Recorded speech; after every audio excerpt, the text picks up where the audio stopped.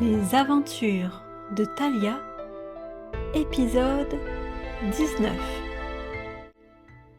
2 jours plus tard, Thalia et Annelise se préparent pour leur grand départ. Elles passent d'abord voir comment va Tenten, mais le pauvre voisin, qui avait pris une noix de coco sur la tête, ne s'est toujours pas réveillé. Il a maigri et Thalia s'inquiète pour lui. Elle se demande si Alfredo saurait quoi faire. Ensuite, elles disent au revoir à la maison extraordinaire. Puis elles traversent Doumounea avec leur petit baluchon. Cette fois, Thalia a été prévoyante. Elles emmènent chacune une robe de rechange.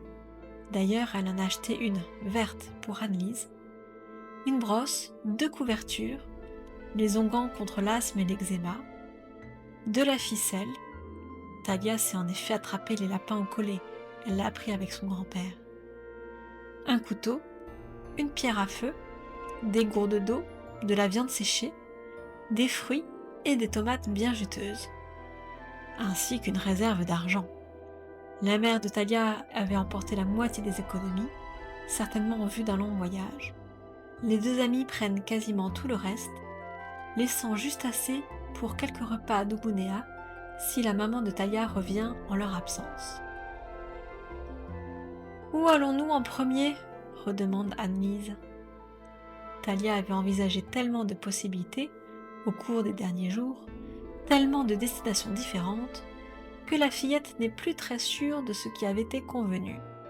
« Je voulais commencer par Lazare, mais peut-être pourrait-on s'arrêter chez Alfredo pour voir s'il n'a pas un remède pour Tenten ? » ?»« C'est une bonne idée. »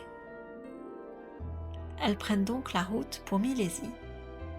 Thalia est contente, elle a le sentiment de véritablement partir à l'aventure.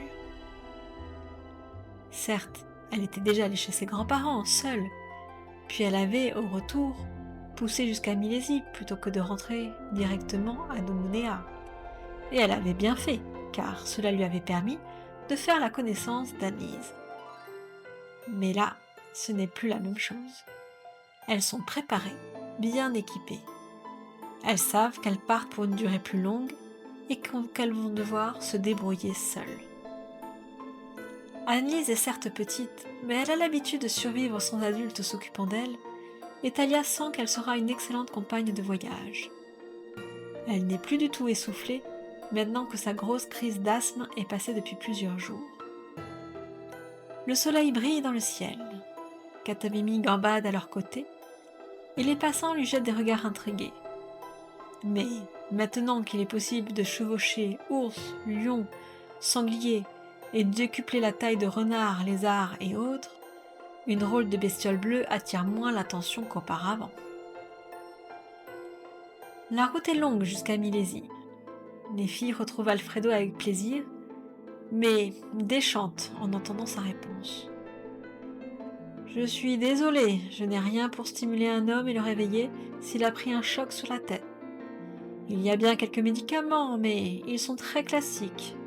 Aussi, je suis certain que les médecins les ont déjà testés. »« Tant pis, au moins on aura essayé, » soupire Thalia. « Tu sais que ma proposition d'apprentissage tient toujours, » dit Alfredo. « Merci, j'y pense, mais là, j'aimerais retrouver ma mère. »« Tu pars pour une quête longue avec peu de pistes, » soupire le vieil homme. « J'en suis consciente. Et tu emmènes Annelise avec toi. » La fillette se rapproche de son amie pour signifier qu'elles sont devenues inséparables. L'apothicaire les accueille pour le souper et une nuit chez lui. « Au fait, qu'est devenu le maître du temple, celui qui avait tenté d'incendier votre boutique avec la vieille Marge ? » ?»« Il est toujours introuvable, mais les gardes passent désormais devant mon magasin au cours de leur ronde de nuit. C'est rassurant.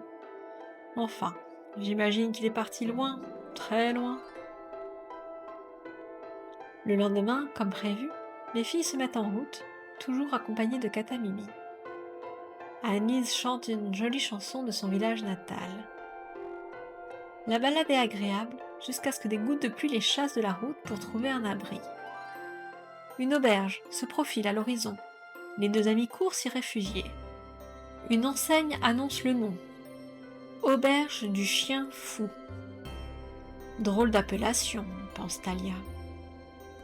L'établissement est bien rempli. C'est assez impressionnant. Trop pour Katamimi qui reste dans la forêt. La serveuse les place dans un petit coin sans trop s'occuper d'elle. Talia n'ose pas la rappeler pour passer commande, mais elle est la plus grande et Annelise compte sur elle. Alors elle se fait violence pour interpeller la brave dame affairée. « S'il vous plaît, pouvons-nous avoir de jus de pomme et de la potée ?»« Tout de suite, mes petites. » Heureusement, la commande vient vite. Les filles mangent lentement, conscientes qu'elles ne feront pas toujours un si bon repas. Annelise semble toujours avoir faim, comme si elle rattrapait tous les jours où elle a manqué de nourriture.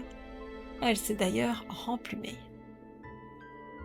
« Sommes-nous loin de Lazare ?» demande Talia à la serveuse quand elle débarrasse. « Ah ça oui, il y a encore une sacrée trotte, 6 jours de marche environ. »« Merci, » répond Talia en sortant de sa bourse le prix du repas. Talia et Annelise, qui ne se sentent pas trop à leur aise dans cette auberge bondée d'adultes qui crient, chantent et boivent un peu trop d'alcool, décident d'un commun accord de ne pas coucher ici, mais de continuer leur route puisque la pluie s'est arrêtée. Alors qu'elles se mettent en chemin, Talia a la brève sensation d'être suivie. Elle se retourne, personne. Ah si, Katamimi est en vue. Il gambade en essayant d'attraper des papillons. Avant que la nuit ne se couche, les voyageurs trouvent l'endroit idéal pour se reposer, dans une ancienne bergerie abandonnée. Annelise semble bien s'amuser à s'en occuper comme si c'était sa petite maison. Elle balaie, se monte une dînette avec une pierre plate, des pommes de pin et diverses fleurs. Talia l'observe puis la rejoint dans son jeu. Finalement, elles en viennent à s'amuser follement, à se cacher, à se courir après, etc. Talia en est essoufflée mais contente d'être revenue en enfance. Elle prend conscience à quel point Annelise est sérieuse malgré son jeune âge. « Je veux lui offrir une vie joyeuse, » pense Talia. Elle se couche, Katamimi entre elles deux pour leur tenir chaud. Le lendemain, hélas, leur compagnon à fourrure bleue a du mal à se réveiller. Talia, inquiète, le secoue mais il ne réagit pas, alors que son cœur bat.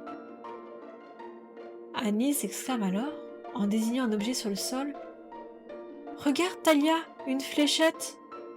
Elle n'y était pas hier soir, j'en suis sûre. Abasourdie, Talia comprend immédiatement. Mais quelqu'un a drogué Katamimi. Mais pourquoi donc? Elle regarde autour d'elle à la recherche d'indices et a la mauvaise surprise de constater que la bourse qui contenait tout son argent a disparu. La suite au prochain épisode.